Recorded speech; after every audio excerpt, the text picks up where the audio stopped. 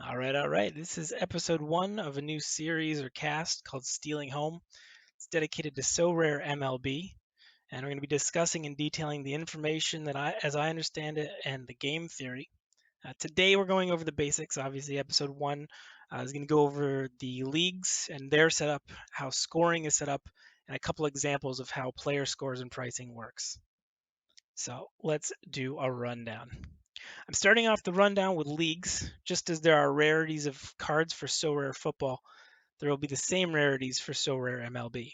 SORARE MLB is going to have a soft launch, meaning some lower tier cards will be allowed in the higher tiers to allow managers to set up their teams and cards to suit their budget. But let's see a video real quick, and this is the community update as you see here. Like football, our SORARE MLB games will have progressive eligibility requirements to enter competitions.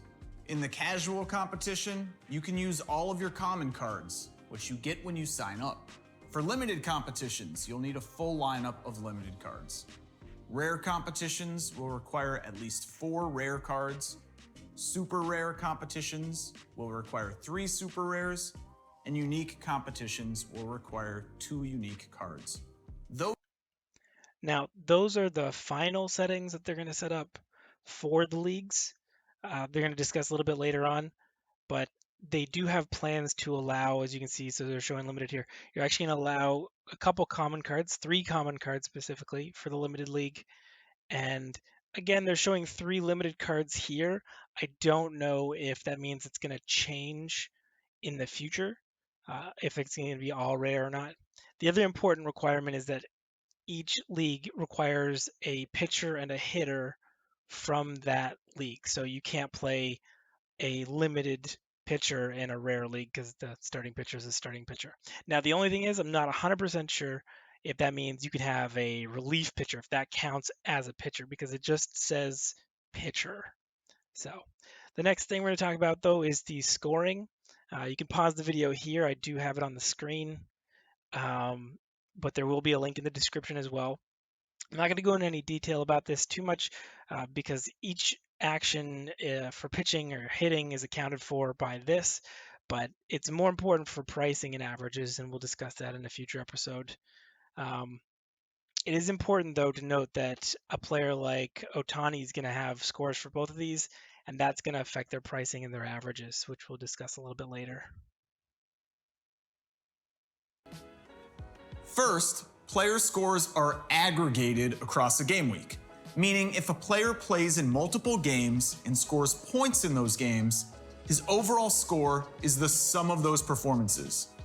This gives lots of opportunity for strategy, analysis, and scoring movement.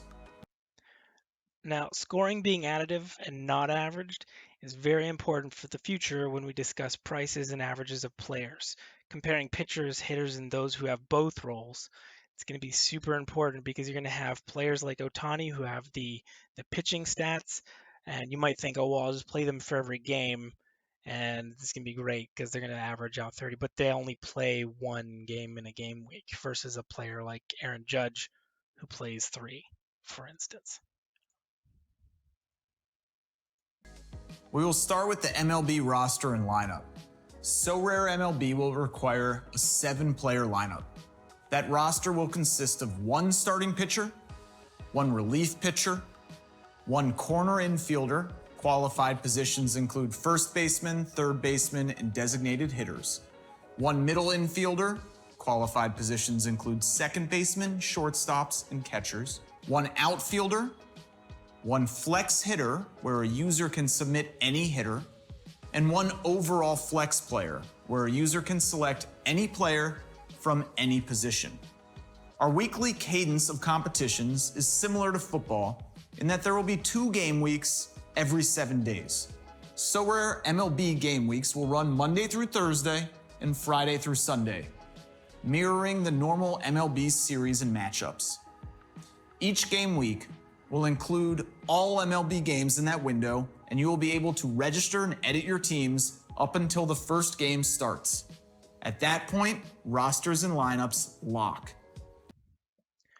So, as we heard there, players and teams can be registered right up until shortly before the first game of the game week, and we're going to need 7 players for each game week. And it's going to be important later when we discuss pricing in combination with the card rarities, because you're going to have players like pitchers who are more scarce, and so we're going to need to discuss how we want to price those out. And so it does get super important with these game weeks because you might have a player who's going to play 4 games versus a player who plays 3.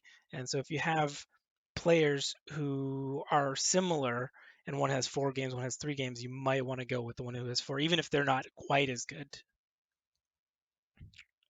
So we're going to take a look here, not to touch on this too much, because we're going to talk about it in subsequent videos. But we can see an example how the additive nature of a player's score can affect their game week score.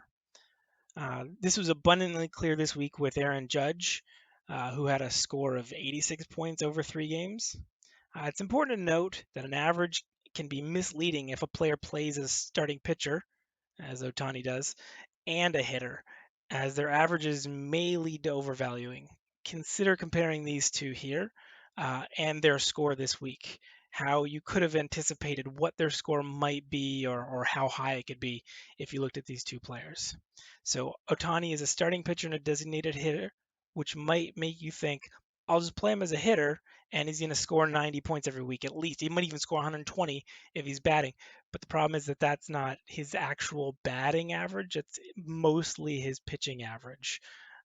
Whereas Aaron Judge, you might think he only averages 11 points. So he might go as little as 33 points in a game week. In reality, Ohtani's average is based mostly on his pitching score, and Judge's average is based purely on his hitting score. Anyways, thanks for watching the first episode. You guys have a good day.